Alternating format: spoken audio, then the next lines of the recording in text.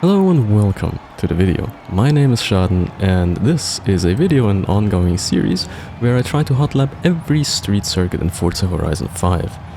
Now, today we're going to be racing on the stadium circuit, which I think it was an event circuit at some point, and with like the game kind of ending, it has now become a fixture. It's an interesting circuit, in my opinion.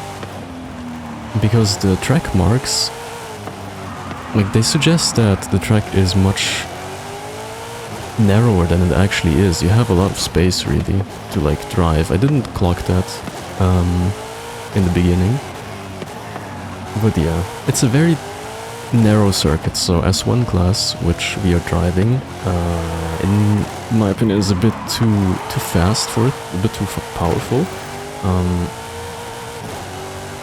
I think in lower class racing, where it's more about the momentum and clean lines, this track would excel a bit more. Because here it's just a question of how well do you take the corners. As you can see from the standing start twice, I've just thrice, I've just beaten the time. And that is because from a standing start, the distance to the first corner is so short that it really doesn't make a difference whether you start standing or not. With the all-wheel drive at least. Now, this track is very technical. But in a way that I don't quite like. It's just lots of corners that are less than 90 degrees, which I like hairpins. I do. But not like one after the other. Also, this corner is a bit awkward. You're supposed to miss the first apex right around here and hit the second one to the left there, otherwise you'll go into the wall, basically. So I need to change my line in a way that suits this track. It's not intuitive, so you actually have to pay attention. And here, with these corners, you can cut as much as you like, really, as much as you dare. And the trick to being fast is to accelerate as early as you can.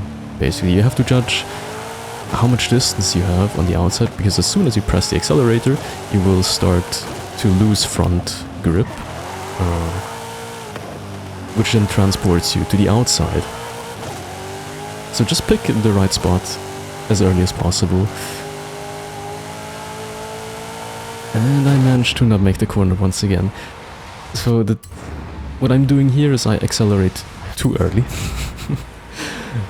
which is exactly what I said you should try to do, but don't overdo it, because you will end up too early on the outside. Here I need to lift off a bit to allow my car to rotate to the left until I can make sure that I make the corner. Now once again, I found some time by sliding a bit. Usually sliding is not the fastest way to go through a corner.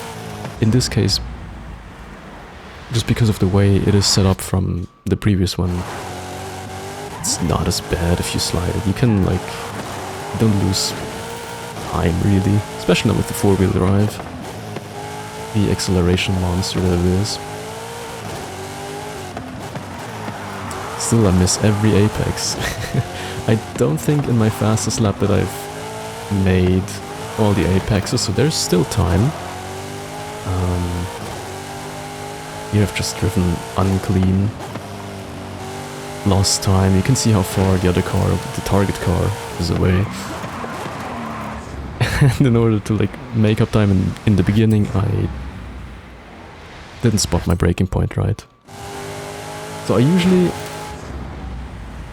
have a tendency to brake a bit too late on my first few rounds around the track.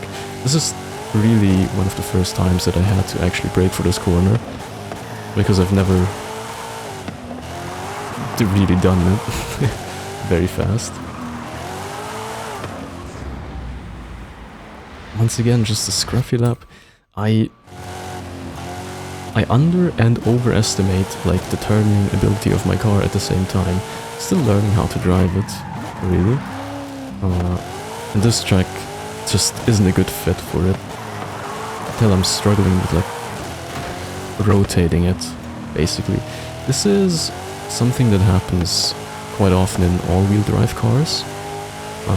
You get massive understeer. So understeer is when you apply throttle, your car will steer less than you basically ask of it. So the front will not go pointing the way you want. The opposite of that is oversteer, which is when you apply throttle, your rear comes around to greet you. Personally, I like my car kind of balanced, which, I mean, obviously that is what you're trying to achieve, but if I had to choose, I think I would go for understeer. Like, if I had to choose the weakest point of my car. Unfortunately for me, usually people say that an oversteer car might be faster. But honestly, if you're comfortable with something, you can be fast in anything. And I am. This is the 1% time that we have been shooting for. And with that, thank you so much for watching, and I hope I'll see you in the next one as well.